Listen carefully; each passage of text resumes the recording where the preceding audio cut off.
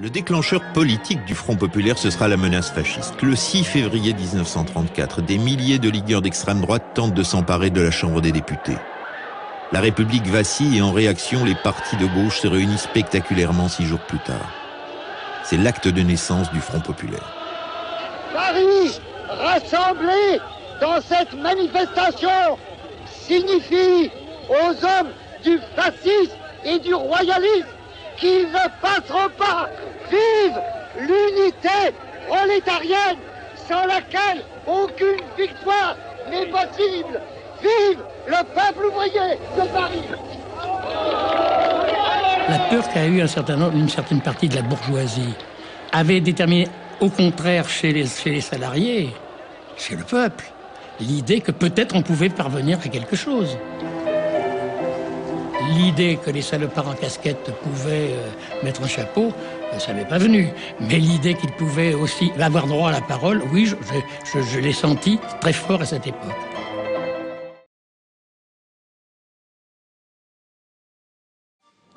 Finalement, les socialistes, les communistes, les radicaux l'emportent. C'est le choc à droite. C'est la liesse à gauche. Et c'est une situation inédite. La gauche, cette gauche-là au pouvoir.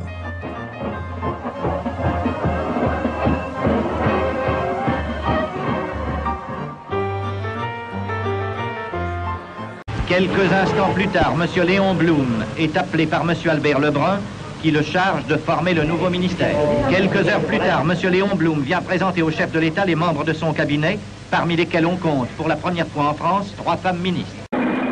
Léon Blum forme son gouvernement dans un pays qui s'est mis en grève. L'impatience ouvrière est grande, celle des communistes surtout. Ils ont choisi le soutien sans participation. Les occupations d'usines se sont multipliées. C'est la contagion dans le pays. Et très vite, la paralysie.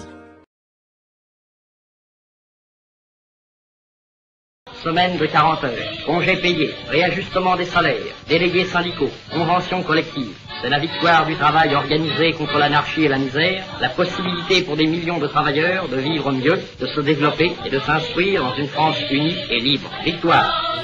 Et nous obtenons les contrats collectifs, les délégués ouvriers, les 40 heures, 15 jours de congés payés pour tout le monde.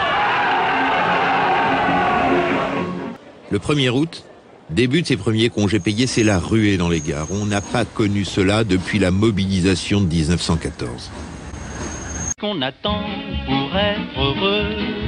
Qu'est-ce qu'on attend pour faire la fête?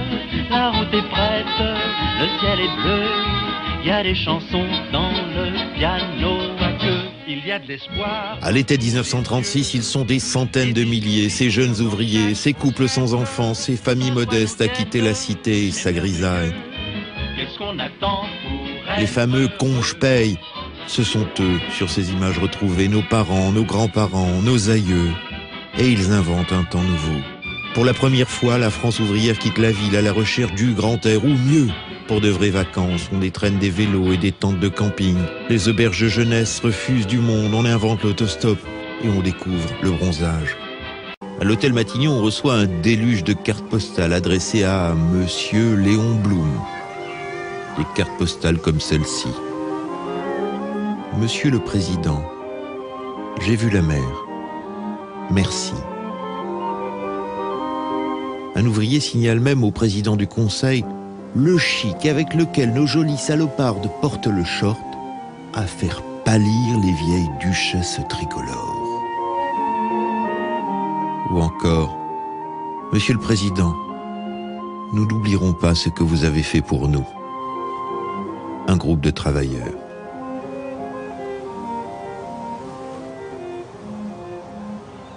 Cet été-là, sur les postes de radio, le chansonnier Georgius fait un tabac avec cette rengaine. Merci Léon, merci Léon. Léon, c'est Léon Blum, le chef du Front populaire qui vient de remporter les élections. C'est lui qui va décider d'ajouter au programme du nouveau gouvernement cette mesure qui n'y figurait pas. 15 jours de congé, et payés. L'autre homme des congés payés, c'est Léo Lagrange, un député du Nord de 36 ans, un visionnaire. Grâce à eux, les vacances, ce privilège jusque-là réservé aux rentiers, aux bourgeois, aux fonctionnaires, aux employés de commerce ou du métro parisien, est étendu à tous.